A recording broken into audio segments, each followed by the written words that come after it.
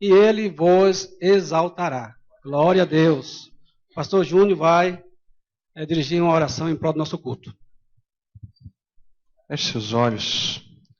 Senhor Deus e Pai, toda honra e glória ao teu santo nome. Te glorificamos e te exaltamos porque tu és o único Deus verdadeiro.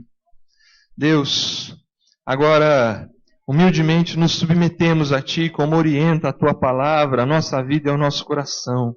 Nos submetemos a Ti, nos colocamos debaixo da Tua potente mão, nos colocamos debaixo do Teu senhorio, para receber de Ti, Senhor, alimento, para receber de Ti a Tua palavra que traz vida ao nosso coração, para, Senhor, suportarmos as nossas batalhas da vida, para, Senhor, vivermos de acordo com aquilo que Tu tens nos orientado e nos dirigido, Senhor. Obrigado, Senhor, por estarmos aqui. Obrigado por termos essa consciência e essa certeza que a nossa vida só é verdadeira, só tem validade, só tem importância quando nos submetemos e nos entregamos a Ti. Nos chegamos aqui nesta manhã para Te adorar. Nos chegamos aqui nesta manhã para juntos glorificar o Teu nome, buscar de Ti orientação, consolo do Teu Santo Espírito. Deus eterno, todos aqueles que chegam à Tua presença nesta manhã, com o coração apertado, com o coração, Senhor, carregando preocupações, com dores físicas, emocionais, Senhor, que saiam revigorados, que possam sair por aquelas portas, Senhor, com um novo ânimo e uma nova certeza da Tua presença, do Teu amor e da Tua companhia. Fala conosco, Senhor, através da Tua palavra, recebe a nossa adoração, esteja abençoando o Teu servo, pastor Edmilson, que ele seja instrumento do Teu amor e da Tua verdade para as nossas vidas.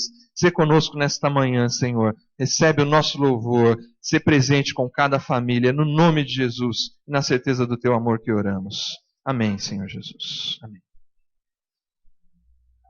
Irmãos, podem sentar. Paz do Senhor a todos os irmãos. É um prazer estarmos aqui nesta manhã reunidos para louvar ao Senhor juntos. Agradecemos a presença de todos aqueles que estão conosco.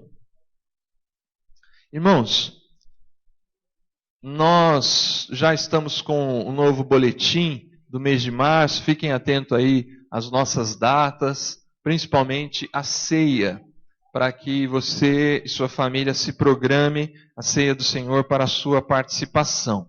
Nós já iniciamos a classe de casais, já está acontecendo, portanto, aqueles que ainda, um ou outro casal que ainda estava meio na dúvida, se tiver interesse, a hora de entrar é agora, a partir aí do próximo sábado, para continuar os estudos ao longo deste ano da classe de casais. No próximo sábado, nós também iniciaremos, durante os 4 sábados do mês de março, um estudo sobre os pequenos grupos para o treinamento de novas famílias e novas pessoas para o trabalho e projeto de pequenos grupos. Então, na escola bíblica, no horário da escola bíblica, quem for participar disso juntamente comigo, nesse caso, a gente se encontra ali fora e a gente vai ver qual classe, qual sala vai dar para a gente usar lá em cima, tá? Então, assim, você sendo um pai de família, uma mãe de família, ou sendo um jovem, uma pessoa que queira entender melhor como é que vai funcionar os pequenos grupos na Igreja do Parque Itália, não teve tempo de participar desse treinamento no ano passado, que aconteceu fora do horário de culto, para uma questão de facilidade e ajudar essa questão da volta até a igreja, etc., a gente vai fazer esses encontros aqui mesmo na hora da escola bíblica. Serão 4 encontros ao longo do mês de março, ok? E em abril, professores da escola bíblica, se programem que nós teremos um treinamento ao longo da escola bíblica também para que vocês participem de algumas aulas sobre o Antigo Testamento.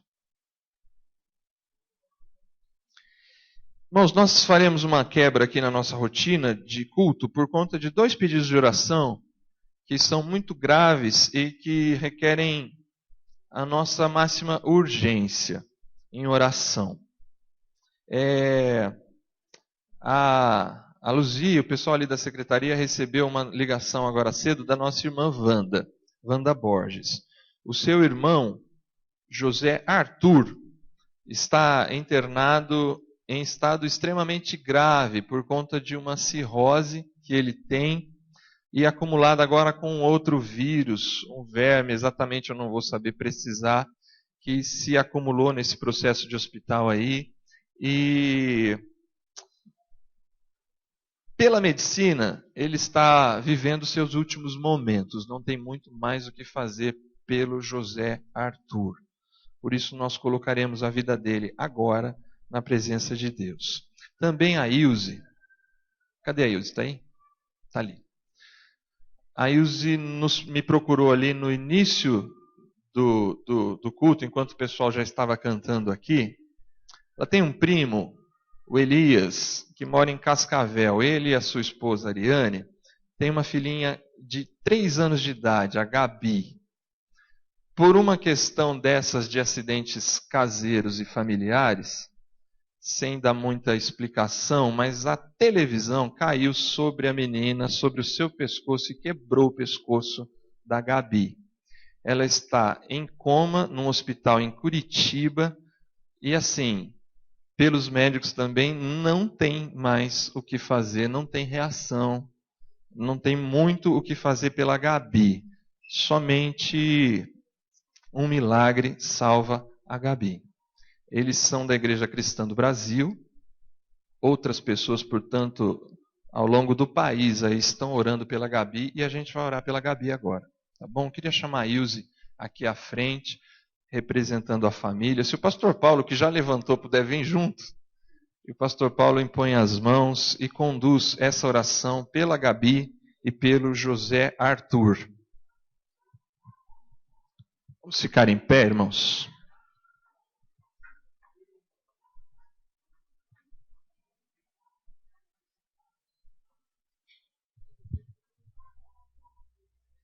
Curve sua cabeça e ore comigo.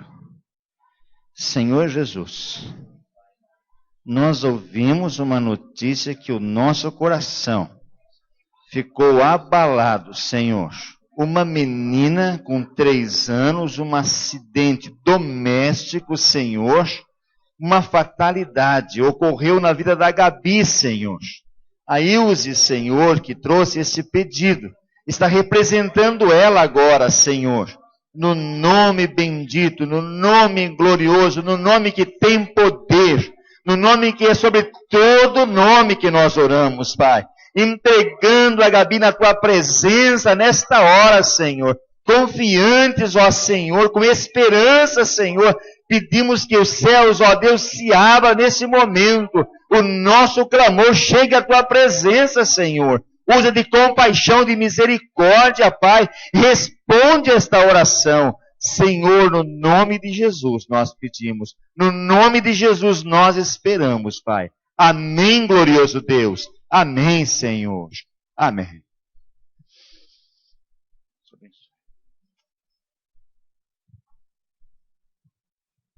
Não posso sentar um pouquinho, por favor? Nós já estamos percebendo aí o tema do ano, a mudança começa em mim, e a gente percebe que já tem muitos irmãos mudando, amém? Isso é muito bom. A gente percebe na frequência dos cultos, aos domingos, a gente tem presenciado muitos irmãos aqui, mensagens maravilhosas, irmãos aí se despontando aí para a mensagem, e também às quartas-feiras. Os departamentos têm vindo aqui, cumprindo seu papel, tendo compromisso, isso é mudança. Mas nós sabemos que a mudança não é fácil. Exige de nós também oração, jejum, muita perseverança, né?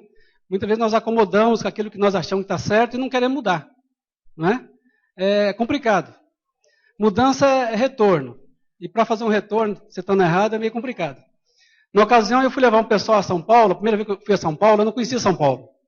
E o grupo falou para mim, você conhece São Paulo? Eu falei, aí eu não quis falar que não conhecia. Eu falei, mais ou menos. Aí, tudo bem, vamos embora. Aí, para eles, me deram uma colherzinha de chá para mim. O pessoal foi gravar lá em São Paulo, isso há uns 25 anos atrás. Aí, eles chegaram e eu embarquei o pessoal, todo mundo entrar no ônibus e saí. Só que eu dei onde achei que sabia retornar para pegar mais de onde tinha, não sabia. Em vez de eu pegar a cintura do Campinas, eu peguei a cintura do Rio de Janeiro. Daqui a pouco vi as placas indicando Rio de Janeiro e tal, e o pessoal já, pô, onde você está indo? Eu falei, eu acho que eu errei aqui, eu vou tentar um retorno. E aí já ficou difícil para mim retornar. Porque até você achar um retorno, até você se preparar, tudo, é uma certa dificuldade. Isso é mudança. Eu retornei, mas andei a mais, gastei mais combustível, perdeu o tempo do pessoal, então foi uma dificuldade tremenda. Então, para nós mudar também o nosso comportamento, não é fácil. Nós achamos que estamos certinho, nós estamos direitinho, está tudo certinho, é o irmão lá que está errado, mas não é, nós também estamos errados. Temos que mudar. A mudança começa em mim. E se caso nós mudar, todos mudarem, a coisa vai funcionar. Aí não tem essa que falar mal do pregador, não tem essa que falar mal do que está cantando, não tem essa que falar mal daquele irmão que está ali, e a coisa vai funcionar bonitinho. É essa a proposta que o pastor colocou ali como tema para nesse ano de 2015. Então vamos procurar mudar. Né? A lição de hoje já falou sobre isso. Nós devemos ser sal e luz para brilhar diante das pessoas que têm à nossa volta, nossos parentes, nossos amigos. Então vamos colocar isso como prioridade na nossa vida, porque eu tenho certeza que no final do ano a igreja vai ser outra, com certeza. Tá bom? Vamos orar nesse sentido. Hoje quem ia cantar aqui é a Liz Marina, mas ela eu acho que perdeu um pouquinho. Se atrasou, não é isso? Não vai vir? E nós vamos cantar no lugar dela. Nós vamos cantar um hino que alguns irmãos pediram. É bem antigo o hino, mas como alguns irmãos pediram, nós vamos cantar ele aqui com o Beto me ajudando aqui. Vitória te dará. Mas eu queria que os irmãos ficassem de pé. Vamos aproveitar já e fazer a arrecadação da oferta. Fique de pé, por favor. Esse dia minha filha falou para mim lá em casa, pai, você ainda canta Vitória te dará? Eu falei, de vez em quando eu canto. Faz muito tempo que eu não canto mais. E porque eu sempre gosto de Vitória te dará. Eu falei, então, vai lá para ajudar eu. Ela caiu fora. Então nós vamos, primeiro, vamos fazer a oração da oferta. A Juveci vai orar em prol da oferta para nós. Depois nós vamos cantar esse hino.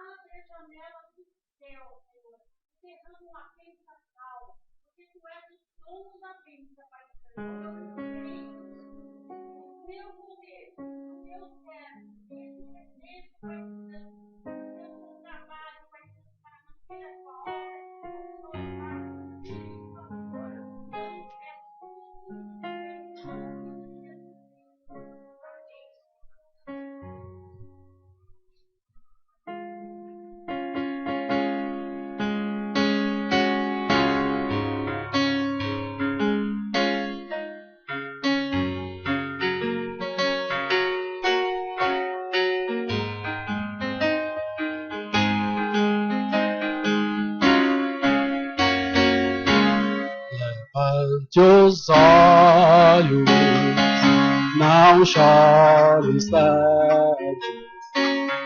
Jesus te entende e te defende nos dias maus. Espere em Deus e te dá forças para suportar. Amanhã Cristo Jesus, vitória te dará, vitória te dará. Levante os olhos, não chores mais, Jesus aqui está. Vitória te dará, vitória te dará. Levante os olhos, porque Jesus, vitória te dará. Pouco mais, tua aflição é nada. pois Deus é tudo e nesse mundo pode operar. Por que temer? Se no futuro irás cantar, por aqui, mas lá no céu, vitória te dará, vitória te dará. Levante os olhos, não chores mais, Jesus aqui está. Vitória te dará, vitória te dará. Levante os olhos, porque Jesus vitória te dará. Amém? Muito bom coral aí. Estou bem. Quero convidar agora o grupo, antes da mensagem, para cantar 2 louvores antecedendo a mensagem.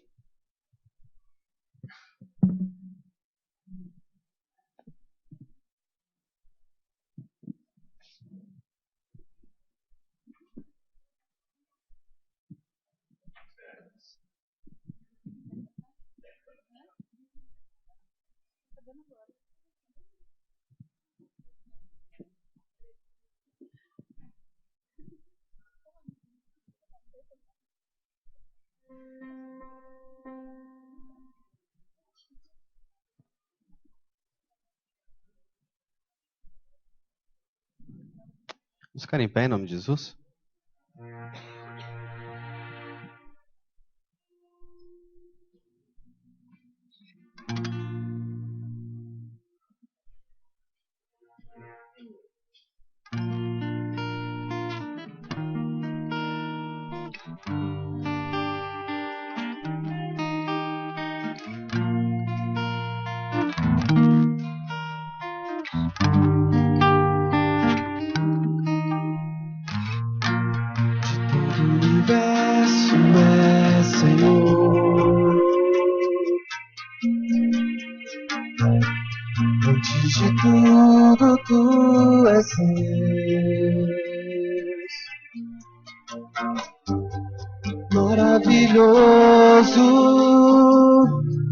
Todo poder é teu, a tua glória não tem fim. Quero contigo sempre estar, longe de ti não sei viver. A ti me entrego, todo poder é teu, faça em mim o teu querer, da minha vida, da minha casa, da minha família, tu és Senhor. Digo presente, digo futuro, sabe seguro, tu és Senhor, tu és Senhor.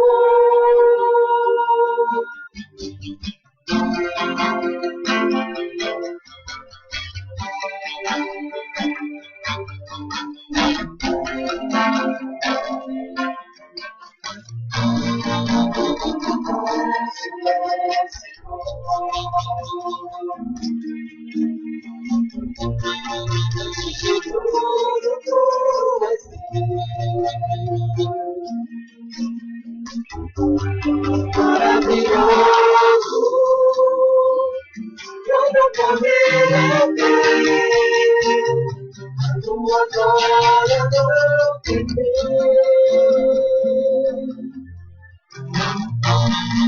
Tua Jesus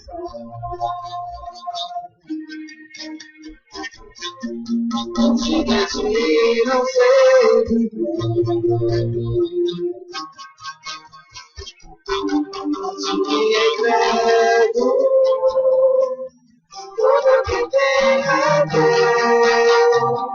Faça em mim o teu querer. Da minha vida, da minha casa, da minha vida, tu és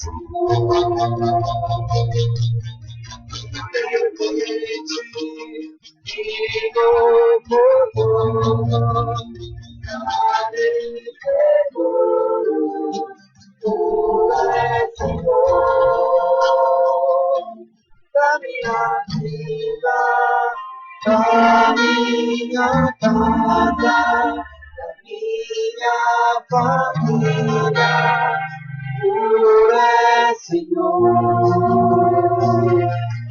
Tudo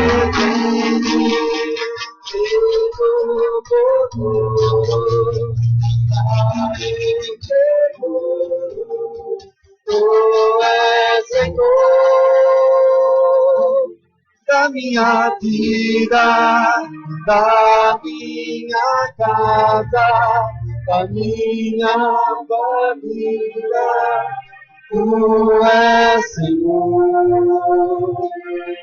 Aqui no presente e no futuro, estarei seguro. Tu és Senhor, tu és Senhor.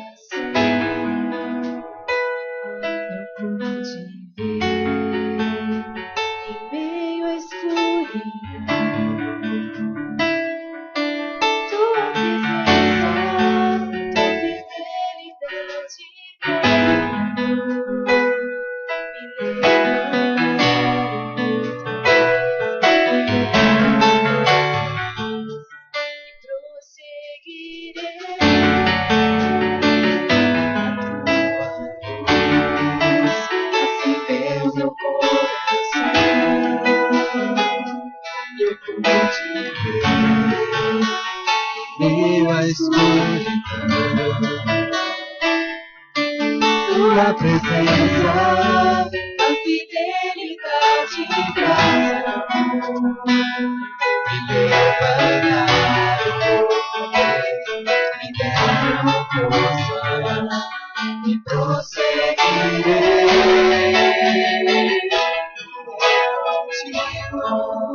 Onde quer que fores, meu teu chamado, eu criei na alegria ao redor. Toda vez que eu chorar, tu puder me animar, meu espírito me consolará. Seja fraqueza no meu ser, manifesta teu poder, eis que aqui dependo de ti, preciso de ti.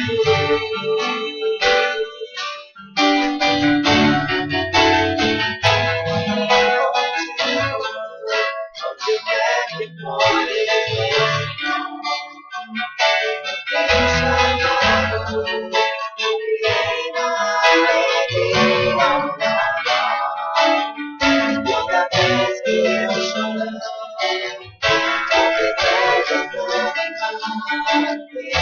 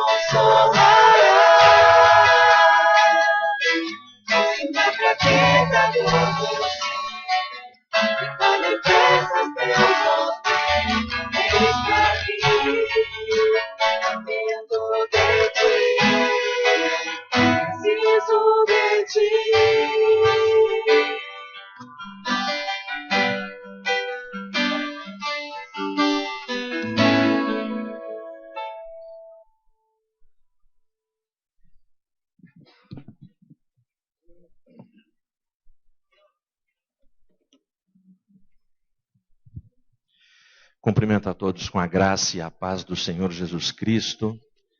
Sejam todos bem-vindos, nossos irmãos, nossos amigos. E eu vim entrar aqui agora há pouco, meu primo, o Kika, Ezequias. Levanta a mão aí para o pessoal te ver, que ele é altão. Está ali. Minha tia Iriduce, mãe dele, irmã da minha mãe. E tem mais uma ali, a tia Cici, que está sentadinha ali. Sejam bem-vindos todos vocês, sintam-se bem na casa do Senhor. Abra sua Bíblia na carta de Paulo aos Romanos, capítulo 8.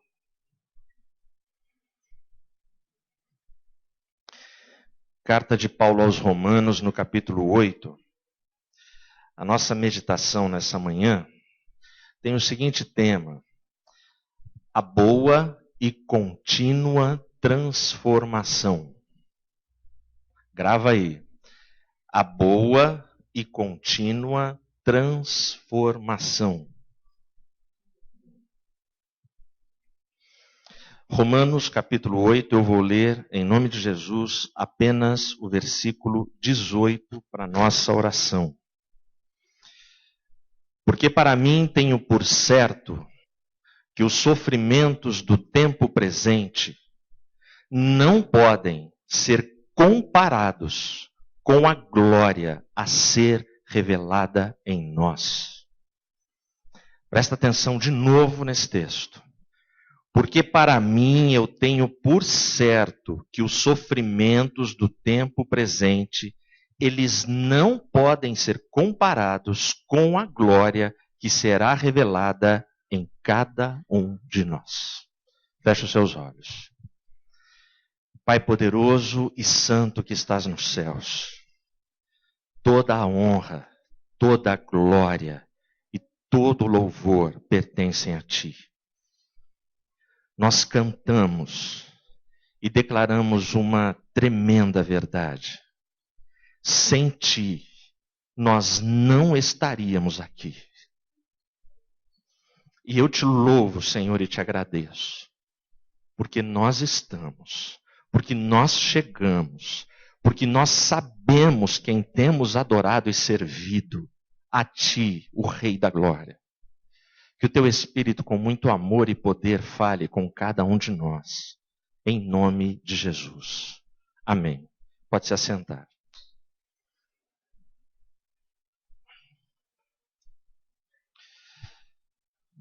Um dos clientes que nós atendemos no nosso escritório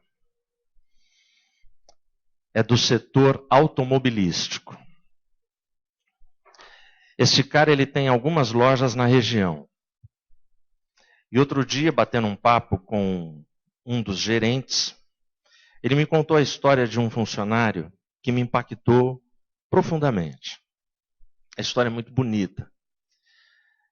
O rapaz, ele entrou para trabalhar como motoboy. Ele entrou como motoboy. E o sonho dele era ser o melhor motoboy de Campinas. Se possível, do Brasil.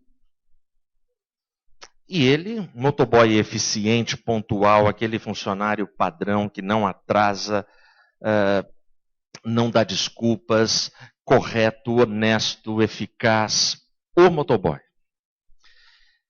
Mas para interromper esse sonho, ele sofreu um acidente no trânsito de Campinas, capotou com a moto, foi socorrido.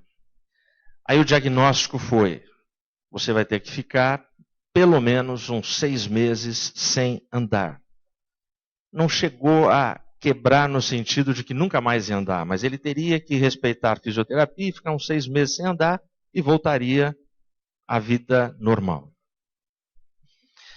O médico, a equipe médica que o atendeu, deu para ele o atestado, porque ele teria que ficar sem se esforçar, e deu o atestado dos 6 meses para ele ficar em casa. Pelo funcionário correto, exemplar, bacana que ele era, o patrão, com o maior prazer, não fez bico nem cara feia de falar: pô, vou ter que pagar o salário de um cara que não vai produzir. Só que esse motoboy, ele era tão bom que deu 3 semanas, ele se sentia bem, ele só não podia andar. E uma pessoa hiperativa que não sabe ficar sem fazer nada, ligou para o patrão: cara, meu sonho é ser motoboy, mas não tem nada que eu possa fazer aí na empresa, sentado atrás de uma mesa, que eu estou sentado em casa. Eu sei que eu tenho atestado, mas eu não posso ir. O patrão falou: ó, se o médico liberar, eu vejo se eu te encaixo em alguma coisa. Mas não tem. Ligou para o médico: você quer mesmo? Quero. Você vai ficar sentadinho o dia inteiro? Vou. Eles te pegam, eles te buscam? Acho que sim. Ok, liberou.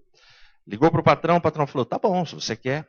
Colocou ele numa mesa e falou: ó, faz assim.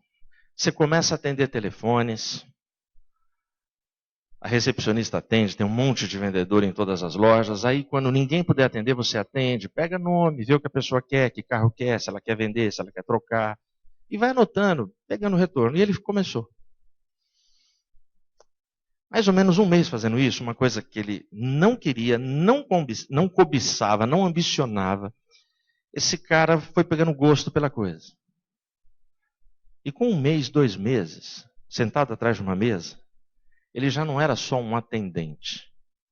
Ele já pegou o jeito do negócio e começou a vender carro. Começou a vender carro pela sua simpatia, iniciativa, atenção, comprometimento com a empresa. E chamou a atenção do patrão. Falou, caramba, é o motoboy? E o patrão logo falou assim, peraí, esse cara, eu acho que dos meus 50 vendedores, ele é o melhor. Pelo potencial dele. Não sabia nada de carro, de motor de carro, avaliar um carro, mas o cara queria. Quando ele terminou, o patrão chamou ele e falou, cara, você quer ser vendedor e ficar aqui na loja, frente de loja? Quero, gostei. Começou. Não deu um ano de trabalho, cara, você vai ser gerente dessa loja. Passou um tempo, você vai ser gerente de todo o grupo. Nesse período, Daruge, Tempo e outras concessionárias querem tirar esse cara. E o dono, eu cubro todas as ofertas. Nesse momento, essa empresa vai abrir uma outra loja e já falou para ele, ó, você gerencia todo o grupo e naquela loja você cuida e você vai ter participação como se fosse meu sócio.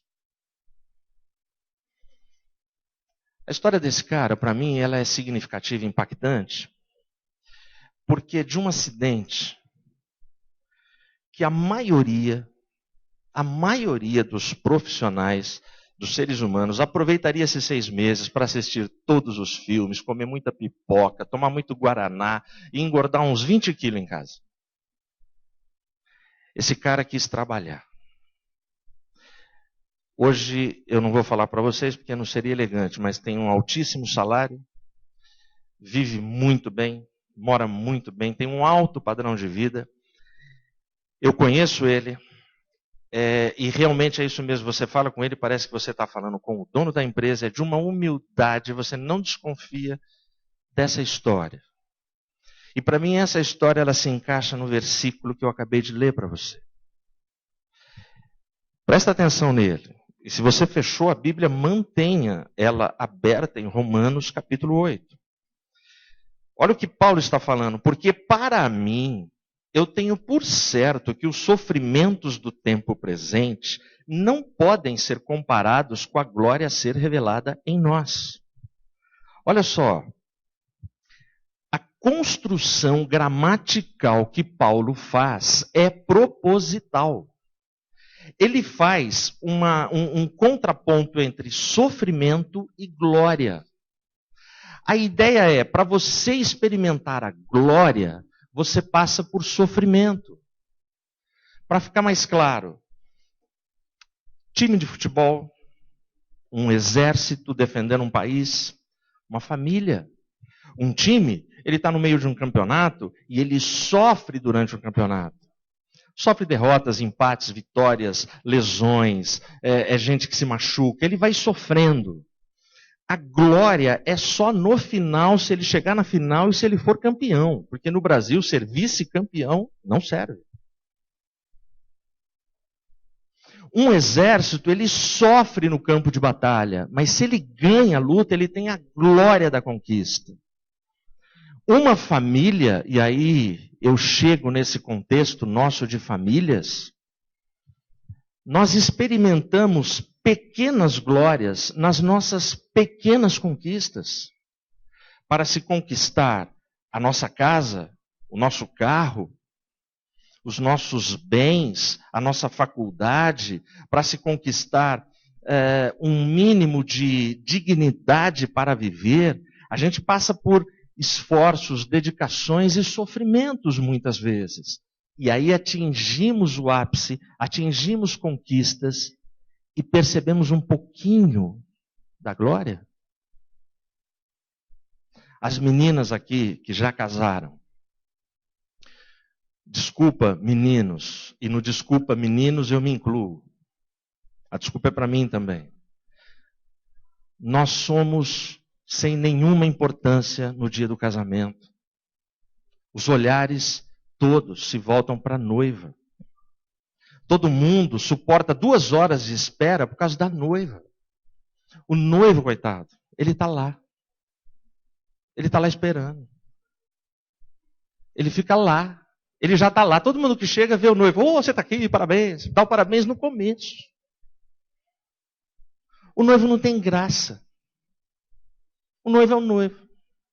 Mas a gente quer saber como será o vestido da noiva. É ou não é? E a noiva entra com glória. É o momento, ela entrou, ela entra com glória. Se a construção de Paulo, em todo o capítulo 8, tem essa dinâmica, sofrimento e glória, cativeiro e glória, gemido e glória, para você experimentar um pouquinho do que é a glória, do que é esse momento de tanta efusão, de brilho, de explosão de fogos de artifício, que são os momentos de vitória. A ideia aqui é mais ou menos assim: a boa e contínua transformação, e eu gosto da palavra contínua, porque não significa que eu fui transformado neste culto, ou há um ano atrás, ou quando o primeiro boletim saiu com o slogan, com o tema deste ano, opa, agora eu estou transformado. Não. Nós vamos trabalhar o tema durante o ano, durante todo o ano. Mas o processo de transformação na minha e na sua vida começou no dia que nós recebemos ao Senhor Jesus como nosso Salvador. E esse processo não pode parar. A minha transformação de ontem, ela é importante, mas ela sozinha não conta. Eu estou num processo de uma boa e contínua transformação. Primeira carta de Paulo aos Coríntios, no capítulo 15, versículo 51, Paulo vai dizer o seguinte: num momento, num abrir e fechar de olhos, todos seremos transformados. Ou seja, eu começo a transformação e a experimentar ela na conversão e vou sofrendo transformações e amadurecimento, santificação ao longo da minha vida. E no final, ainda tem uma última transformação, é no aparecimento de Cristo, quando os que estiverem vivos serão transformados e os mortos ressuscitarão transformados. Amém? Agora, se eu afirmo que existe uma boa e contínua transformação, também existe o oposto, uma má e contínua transformação. E isso Paulo fala na sequência. Eu vou ler para você.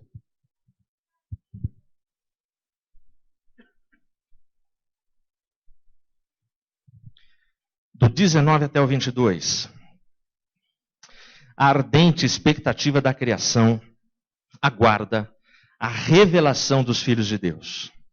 Pois a criação está sujeita à vaidade, não voluntariamente, mas por causa daquele que a sujeitou, na esperança de que a própria criação será redimida do cativeiro da corrupção para a liberdade da glória dos filhos de Deus. Porque sabemos que toda a criação, a um só tempo, geme e suporta angústias até agora. Você já imaginou? Tenta imaginar a seguinte cena. Se Adão e Eva, por um momento, por um rasgo de misericórdia, quando a serpente apareceu para Eva, se por um momento Eva, e aí chama o seu marido, e aquele casal resolvesse agir com um espírito e um sentimento de gratidão no coração. Imagina o diálogo. A serpente chega, Eva, olha esse fruto. Fantástico, né, Eva? Olha o cheiro do fruto, olha a aparência do fruto. Oh, deve ter um sabor, hein, Eva? Que tal? Vamos provar? Aí ela chama Adão, o Adão chega.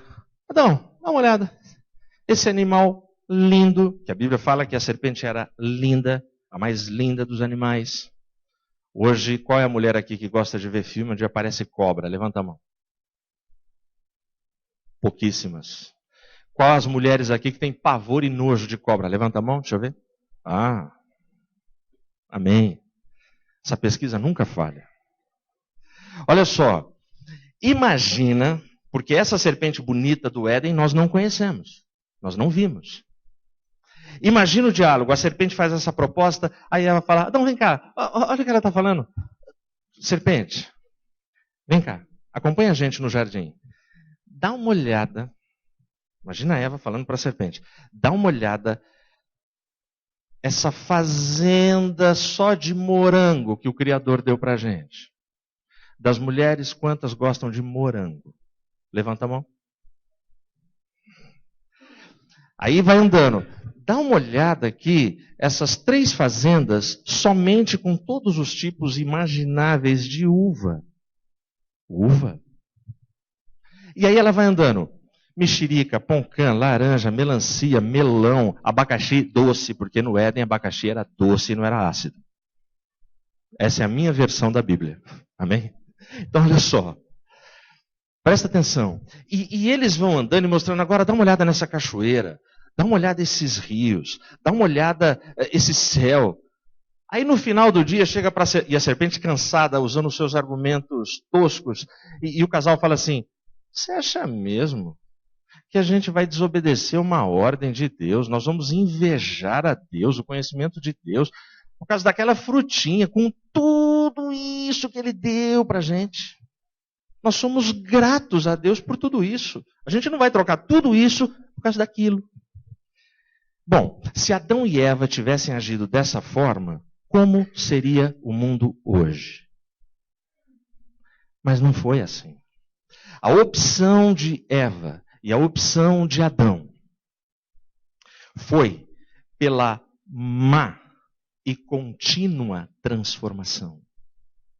A transformação do mundo, desde o Éden, desde a queda, vem corroendo e corrompendo o nosso mundo até hoje. Por isso, por causa do que aconteceu há milênios na criação, hoje a gente chega aqui neste sábado e alguns de vocês conectaram e acessaram, se logaram no portal UOL e viram lá na primeira página.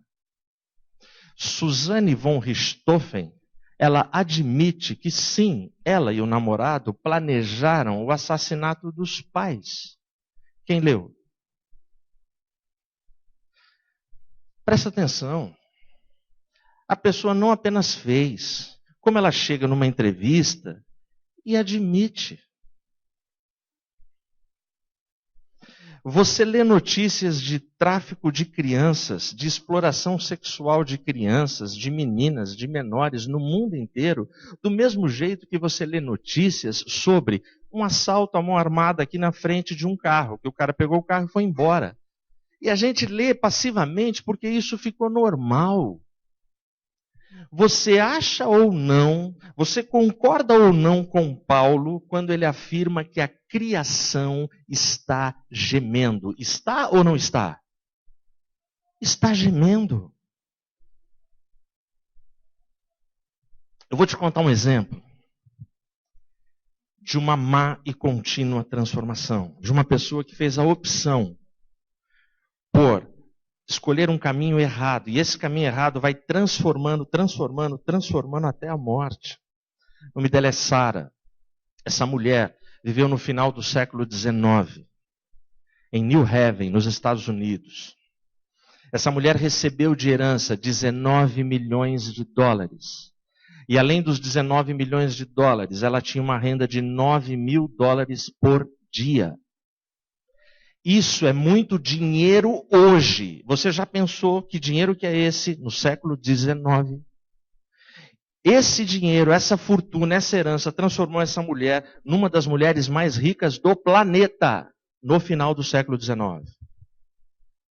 Ela era uma pessoa, por toda a sua influência, todas as festas importantes, todas as universidades, todos os políticos queriam essa mulher presente, próxima, porque ela era importante. Ela era uma celebridade. Só tem um detalhe: ela era rica, bela, poderosa e extremamente infeliz. A sua única filha, uma menininha, morreu com 5 semanas de vida. Na sequência, morreu seu marido. Ela ficou viúva, sozinha, solitária e com um tremendo peso na consciência. Por causa do peso da consciência, ela mudou-se de New Haven e foi para San José, Califórnia. São José, Califórnia. Lá, ela comprou uma casa, estilo casa de fazenda, com 8 cômodos, num terreno de mais de 600 mil metros quadrados. Contratou 16 carpinteiros para se revezar dia e noite. Ela viveu viúva e solitária, depois da morte do marido e da filha, 28 anos sozinha nessa casa. Ela contratou pedreiros, carpinteiros e começou uma obra de expansão que durou os 28 anos. A obra só terminou quando ela morreu. A obra era muito estranha. Todas as janelas, a ordem dela, todas as janelas têm que ter 13 vitrais. Todas as paredes, a casa toda de madeira, tem que ter apenas 13 painéis para compor a parede. Todos os lustres, 13 globos. Ela mandava construir corredores que levavam a lugar nenhum, terminavam numa parede. Portas que se abriam e dava para o nada. Quando ela morreu, a casa já estava com 24 mil metros quadrados de área construída. Eu anotei alguns dados que esses não tinha como. Quando terminou a construção, depois de 21 anos, a casa tinha 6 cozinhas, 13 banheiros, 40 escadas, 47 lareiras, 467 portas, 10 mil janelas, 160 cômodos e uma torre com um sino. Você vai falar assim, peraí, mas se ela era viúva, se ela morava sozinha, para que uma casa desse tamanho? A vizinhança conta que todo dia, à meia-noite, um serviçal ia na torre do sino e batia o sino. Ela saía dos seus aposentos e ia para uma sala azul da casa. E lá ela recebia espíritos de mortos até 2 da manhã. O serviçal tinha ordem para 2 da manhã tocar o sino. Aí ela voltava para o quarto dela e os espíritos e fantasmas voltavam para suas sepulturas. Ela construiu essa casa, não foi para a aposentadoria dela. Ela construiu essa casa para tentar enterrar os seus dramas de consciência e de culpa. Quem eram os espíritos dos mortos que a visitavam e que atormentavam ela? Índios e escravos que foram mortos na fronteira dos Estados Unidos com o rifle mais popular e famoso dos Estados Unidos até hoje, os rifles Winchester. Esses rifles que provocaram a morte de milhões de índios e escravos também deram milhões de dólares para Sarah Winchester. Ela e o marido dela, a família Winchester, construíram os rifles, inventaram os rifles. E as mortes dessas vidas perseguiram essa mulher até a morte dela. 2 Coríntios 7, versículo 10, vai dizer assim para mim e para você: a tristeza, segundo o mundo, provoca a morte. Quanta gente, essa casa, se você quiser ver o que sobrou dela, porque evidentemente uma casa de madeira do século XIX não está inteira, mas o que sobrou já impressiona. Se você acessar no Google Sarah Winchester, você vai ver foto da casa e a história que eu acabei de te contar. E se você quiser conhecer, pega um avião, vai para os Estados Unidos, Califórnia, está lá, é ponto turístico. E você vai ver uma construção de alguém que enterra ali e faz um lugar para sepultar o seu sentimento de culpa. Mas você não precisa ir até a Califórnia.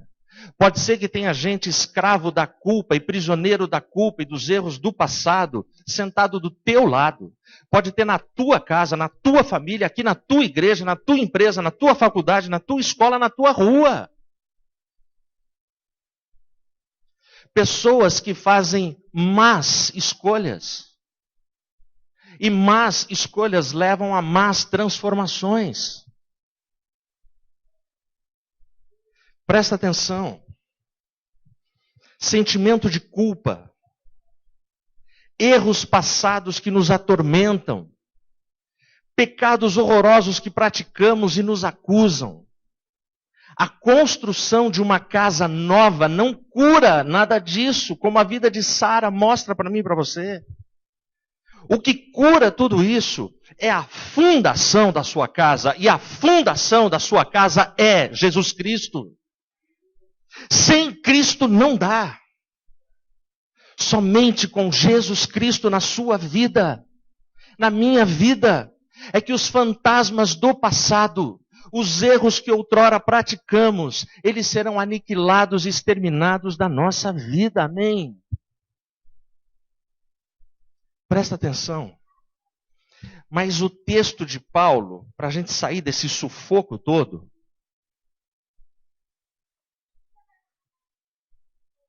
ele também mostra a boa e contínua transformação. Aqui na sequência, do 23 até o 25, e não somente ela, a natureza, ela, a criação, mas também nós, que temos as primícias do Espírito, igualmente gememos em nosso íntimo, aguardando a adoção de filhos, a redenção do nosso corpo, porque na esperança fomos salvos. Ora, esperança que se vê não é esperança. Pois o que alguém vê, como esperará? Mas, se esperamos o que não vemos, com paciência o aguardamos. Amém? Olha o que ele está falando. Não é só a criação que geme. Paulo está sendo extremamente realista. Paulo ele não está dourando a pílula. Paulo ele não está aliviando para ninguém. Ele está dizendo, não é só a criação que geme. Nós, que também somos filhos do rei, que aceitamos a Cristo, nós também gememos. Nós também gememos. E por que gememos? Porque nós habitamos e estamos no meio de uma criação caída, corrompida e pecadora. E a gente sofre as consequências do pecado e não temos para onde fugir. Você pode ganhar na Mega Sena e falar assim, vou morar no país aí que você acha que é o melhor do mundo. Você não tem como fugir. O pecado vai estar lá também.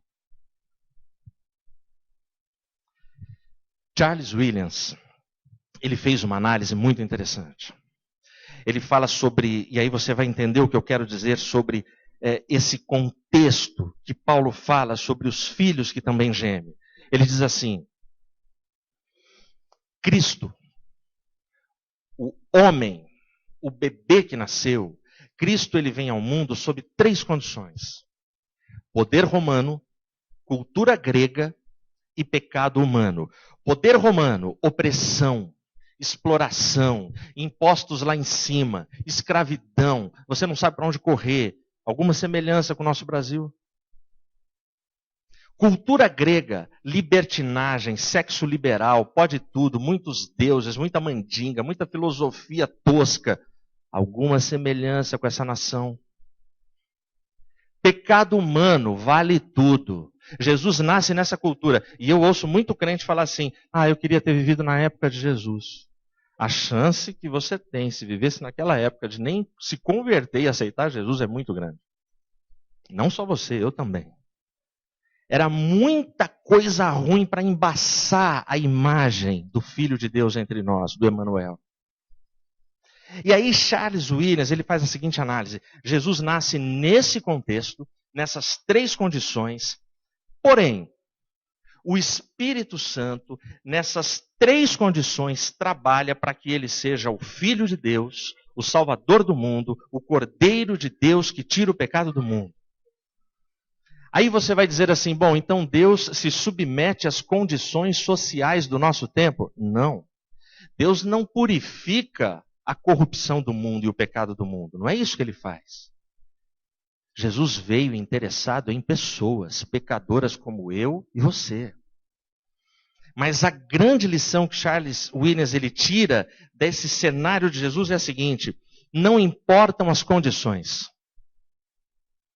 Não importa as condições da sua família, da sua casa, do seu casamento, do seu namoro, do seu emprego, do seu trabalho, dos seus sonhos. Não importa a condição da sua igreja, não importa a condição da sua faculdade, não importa a condição da sua vizinhança, da sua parentela. Não importam, por piores que elas sejam. Jesus vem, Ele entra e faz a obra dele.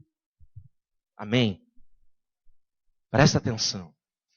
Dito isso, isso entendido, se a criação, se os filhos de Deus também gemem, também sofrem, o que faz você gemer?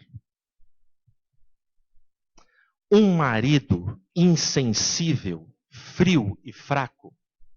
Uma esposa insensível, fria e fraca? Dívidas impagáveis, que você já não sabe mais como fazer? Filhos desequilibrados e instáveis? Gente que te calunia?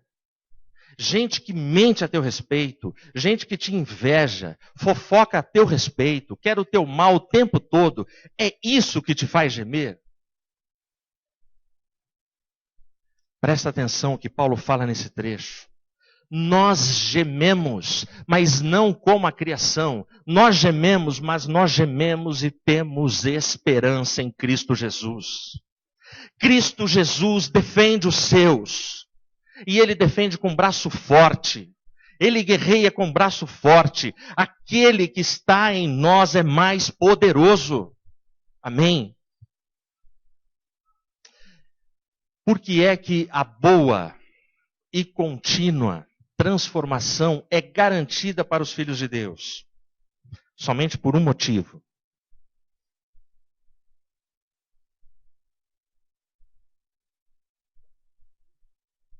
Por causa da intervenção do Espírito Santo.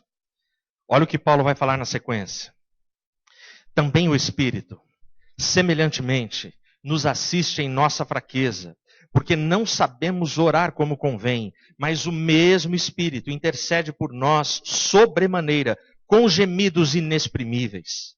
E aquele que sonda os corações sabe qual é a mente do Espírito, porque segundo a vontade de Deus é que ele intercede pelos santos. Sabemos que todas as coisas cooperam para o bem daqueles que amam a Deus, daqueles que são chamados segundo o seu propósito, porquanto aos que de antemão conheceu, também os predestinou para serem conformes à imagem de seu Filho, a fim de que ele seja o primogênito entre muitos irmãos. E aos que predestinou, a esses também chamou. E aos que chamou, a esses também justificou. E aos que justificou, a esses também glorificou. Amém? Conclusão. Conclusão desse papo. Nós teremos muitas batalhas na nossa vida. Muitas. Se você venceu uma batalha essa semana, não descansa. Celebra, curte esse bocadinho de glória, mas não baixe a guarda do jejum, da oração, da fidelidade, porque outras batalhas vão aparecer no seu caminho. Na vida nós temos muitas batalhas e em todas elas, a cada vitória, nós somos transformados. Nós somos transformados. A conclusão do trecho de Paulo é: nunca, em nenhuma batalha, os fiéis filhos de Deus estarão sozinhos. Ele entrará na batalha com você. E para concluir, eu deixo a palavra com Paulo, se você está com a Bíblia aberta. Olha como ele fecha o capítulo 8. Que diremos, pois, à vista destas coisas? Se Deus é por nós, quem será contra nós? Aquele que não poupou o seu próprio filho, antes por todos nós o entregou, porventura não nos dará graciosamente com ele todas as coisas? Quem intentará acusação contra os eleitos de Deus? É Deus quem os justifica. Quem os condenará? É Cristo Jesus quem morreu, ou antes, quem ressuscitou, o qual está à direita de Deus e também intercede por nós. Quem nos separará do amor de Cristo? Será tribulação, ou angústia, ou perseguição, ou fome, ou nudez, ou perigo, ou espada? Como está escrito: Por amor de ti somos entregues à morte todo dia. Fomos considerados como ovelhas para o matadouro. Em todas estas coisas, porém, somos mais que vencedores por meio daquele que nos amou. Porque eu estou bem certo de que nem a morte, nem a vida, nem os anjos, nem os principados, nem as coisas do presente, nem do porvir, nem os poderes, nem a altura, nem a profundidade, nem qualquer outra criatura poderá separar-nos do amor de Deus que está em Cristo Jesus, o nosso Senhor.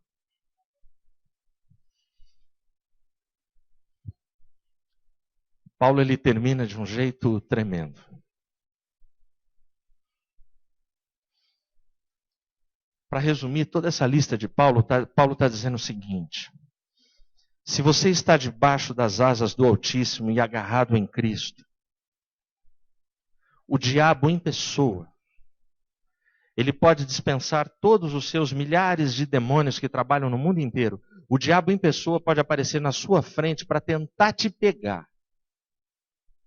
Paulo está dizendo o seguinte: nem o diabo vai nos separar do amor de Deus que está em Cristo Jesus, o nosso Senhor. E é só por causa disso que nós estamos aqui. É só porque Ele nos ama. É só porque Ele nos perdoou. Essa igreja é muito cara para o Senhor Jesus Cristo. Nós queremos transformação. Transformação tem um preço. E esse preço não é barato. Custou o sangue do meu Senhor e Salvador. E a gente brinca muitas vezes com a nossa fé, com a nossa crença, com a santificação da nossa casa.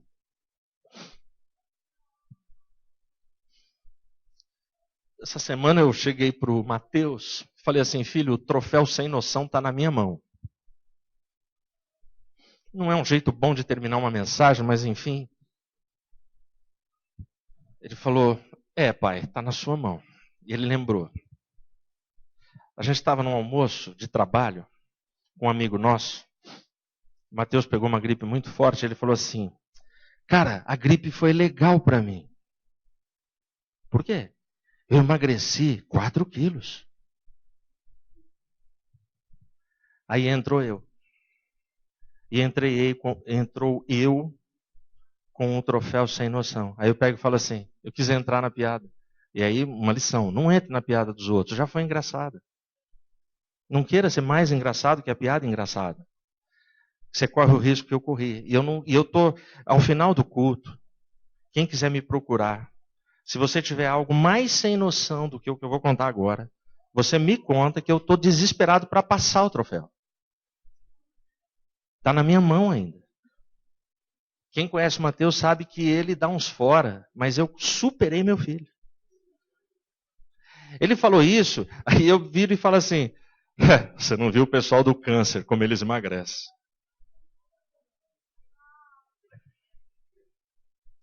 Meu filho deu um chute no meu joelho. O amigo nosso, o imbecil aqui, esqueceu. A mãe dele está com câncer. Aí, na hora que meu filho me chutou, eu continuei. Para tentar disfarçar que não era do câncer, eu falei assim: que tem também o pessoal da meningite.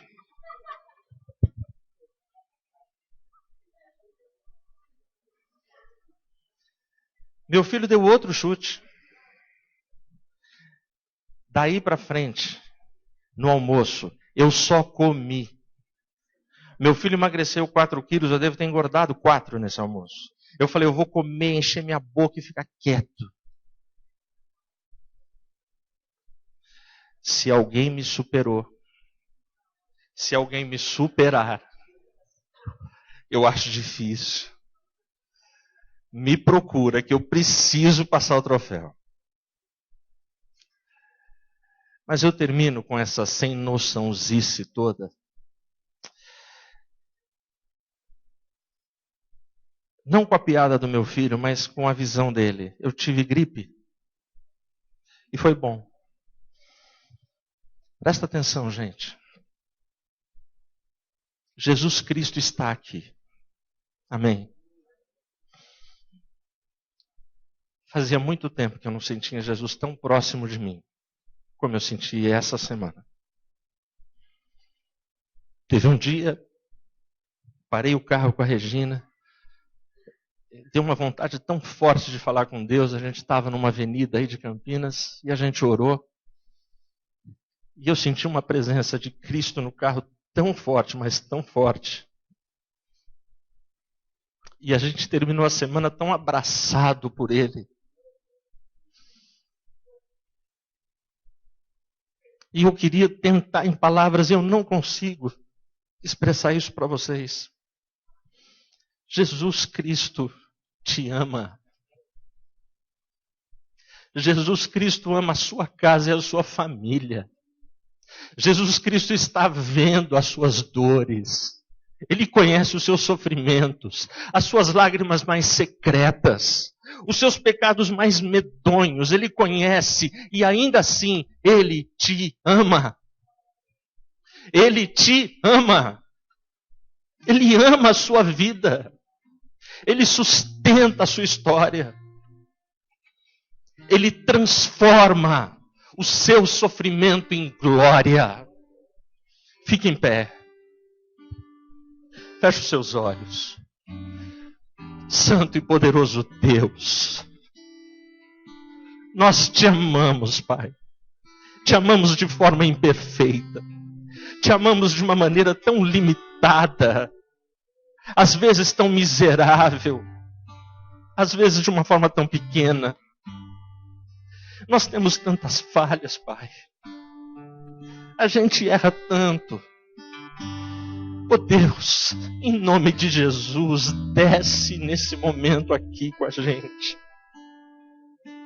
Em nome de Jesus, abraça, conforta, acaricia, aperta, beija corações nessa hora, Senhor. Em nome de Jesus, opera as transformações que são necessárias serem operadas nessa manhã. Transforma casamentos, transforma relacionamentos, transforma amizades, transforma a fé dos teus filhos. Esse mundo caminha de mal a pior, Senhor. E eu creio que as trombetas de Jericó estão sendo afinadas, estão sendo lustradas. E essas trombetas soarão e Jesus aparecerá no céu com poder e grande glória. Vem logo buscar a tua igreja, Senhor. Vem logo salvar os teus filhos, a cada um de nós. Em nome de Jesus, guerreia as nossas guerras, derrota os nossos inimigos, nos dá vitória a cada manhã e a cada dia, Senhor.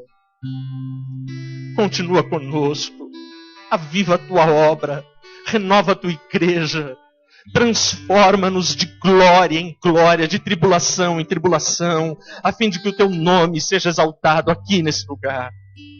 Que as pessoas vejam a tua presença entre nós. Continua conosco, Pai. Em nome de Jesus, eu oro. Eu queria te chamar para receber oração. Queria que o pessoal do louvor se posicionasse. Presta atenção, na minha Bíblia tem e na tua também. A gente gosta de ler o primeiro verso do Salmo 23. O Senhor é meu pastor, de nada terei falta. Mas nunca deixa de ler o primeiro verso do Salmo 22. Deus meu, por que me desamparaste? Essas duas orações todo crente faz ao longo da vida. Deus meu, por que me desamparaste? Jesus fez essa oração. O Filho de Deus fez essa oração. Mas o versículo 1 do Salmo 23 chega e traz conforto. Deus, o Senhor é meu pastor e eu não terei falta de nada, mesmo quando Ele me desampara, mesmo quando eu me sinto sozinho. Ele está de olho em mim, eu sou a menina dos olhos dEle, porque Ele me ama. Se você veio à igreja hoje e precisa de algo, de um passo, de uma transformação numa área da sua família, da sua vida, da sua casa, do seu coração, das coisas secretas que você não quer falar para ninguém, entra nesse corredor. Vem aqui. Eu desafio você a sair do seu lugar. Nós vamos orar por você e o Senhor vai operar na sua vida. Quero chamar os pastores para que acompanhem a gente. Meu pai, pastor Paulo, pastor Nelson, por favor.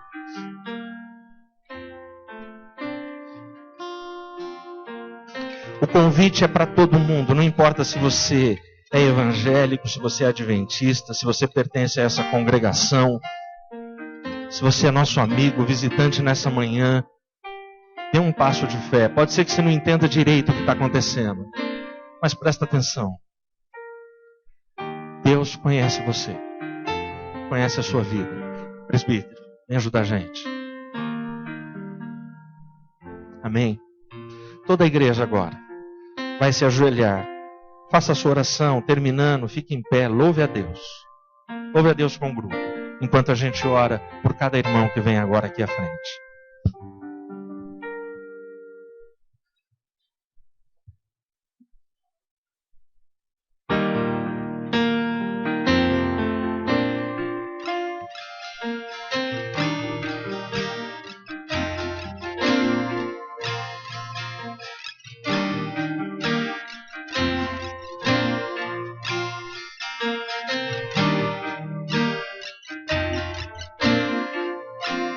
Seu amor me alcançou lá na cruz, comigo morreu. Meu pecado ele levou, com poder ressuscitou.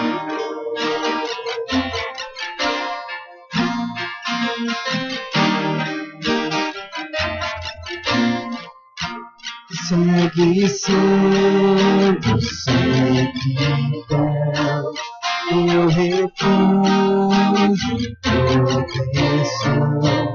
Jesus Cristo é a verdade, é minha vida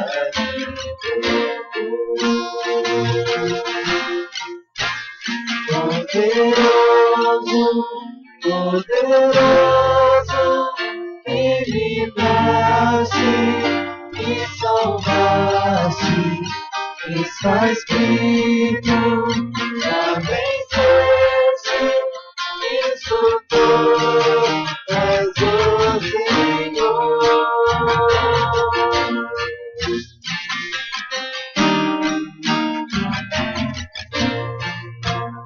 Sempre sim, sempre não, esperança sem igual.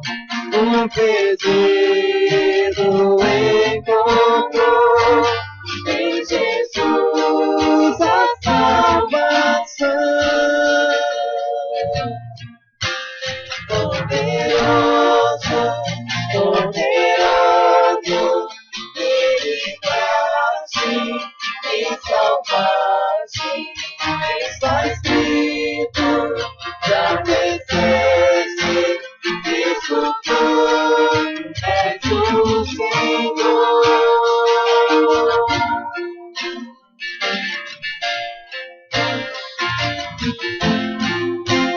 Que o Senhor seja exaltado, seja exaltado, seja exaltado. Que o Senhor seja exaltado, seja exaltado, seja exaltado. Que o Senhor seja exaltado, seja exaltado, seja exaltado. Que o Senhor seja exaltado, seja exaltado, seja exaltado. Poderoso, poderoso, que livraste e salvaste. Está escrito, já venceste, isso tudo és o Senhor. Poderoso, poderoso, que livraste e salvaste. Está escrito, já venceste, isso tudo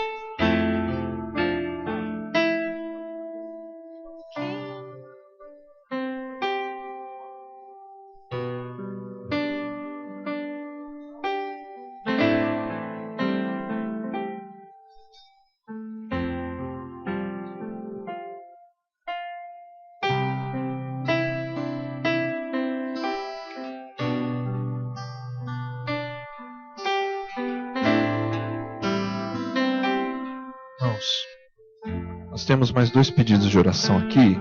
Eu gostaria de contar com a sua intercessão nesta hora, antes de terminarmos o nosso culto. A Cleide nos avisou aqui, de ontem, uma ligação para Mercedes. Ela fez um exame na visão e usou o contraste, por isso ela não está conosco hoje.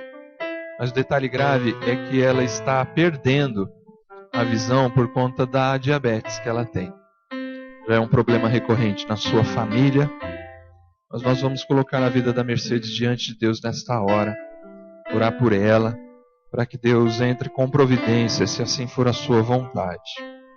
Diácono Sidney e Diaconisa Edir também trazem para a gente aqui o pedido de oração por um casal, o Almir e a Xênia. Eles são da nossa igreja lá? Não. Mas é aquele que você me falou, que acompanha lá. Eles tinham um filhinho, Paulo, com um sério problema cardíaco. Ficou operado, há 3 dias foi operado, ficou 90 dias na UTI, 3 dias de vida foi operado, ficou 90 dias na UTI, teve alta. Na quinta-feira agora teve uma parada cardíaca fulminante. Oremos para que Deus console o coração do Almir e da Xênia. Alguns sofrimentos parecem ser insuperáveis, alguns como esses e alguns das nossas vidas. Mas nós temos a esperança que chegará o dia em que Deus enxugará toda a lágrima dos nossos olhos. Vamos orar pela Mercedes, vamos orar pelo Almir e pela Xênia, vamos orar também pelo José Arthur e pela Gabi. Vamos juntos orar ao Senhor. Senhor Deus, Pai Todo-Poderoso, glorificamos e exaltamos o Teu santo nome. Tu és o nosso Deus, o nosso Senhor, que nos leva a pastos verdejantes e águas tranquilas. E mesmo que enfrentemos um vale de sombra e morte, não tememos, porque Tu estás conosco, a Tua vara e o Teu cajado nos consolam, Senhor. Pai de amor, apresentamos os Teus filhos nesta hora. A Mercedes, Senhor, nossa irmã. Tenha misericórdia dela. Proteja, Senhor, neste momento. Tenha misericórdia dela para que ela possa ver, para que ela enxergue, para que ela tenha, Senhor, restauração da sua visão, segundo a Tua boa vontade, o Teu milagre, Senhor. Cuida dela. Tenha misericórdia dela ao longo do seu tratamento. Pai de amor e de misericórdia, pedimos consolo ao Almir e a Xênia. Eu não posso imaginar a dor que eles estão sentindo, Senhor. Tenha misericórdia deles e que eles encontrem forças para continuar vivendo a caminhada da vida, encontrando em Ti, Senhor, renovação, e possam se encontrar com o Paulo na eternidade, para, Senhor, viverem com Ele a alegria que eles perderam nesse momento. Deus eterno, oramos pelo José Arthur, tenha misericórdia dele, o alcança na UTI também, que a Tua misericórdia e graça esteja sobre ele, sobre todos aqueles que estão, toda a equipe que está trabalhando em prol da vida dele. Apresentamos novamente a Gabi, Deus eterno, tenha misericórdia dela, Que o teu amor e a tua graça esteja sobre esta família. Faz segundo o teu querer. Tu és o nosso Deus, tu és Senhor. Nós confiamos em ti e hoje aprendemos que nenhum sofrimento pode se comparar à glória que há de em nós ser revelada. Que possamos alcançar este dia para cantarmos o hino de vitória, como cantamos aqui com o Ailton, o hino de vitória, a vitória do Cordeiro. No nome de Jesus oramos. Que a graça do nosso Senhor e Salvador Jesus Cristo, o grande e glorioso amor de Deus, o nosso Pai, e a comunhão consoladora do Espírito Santo esteja conosco hoje e para todos sempre. Amém, Senhor.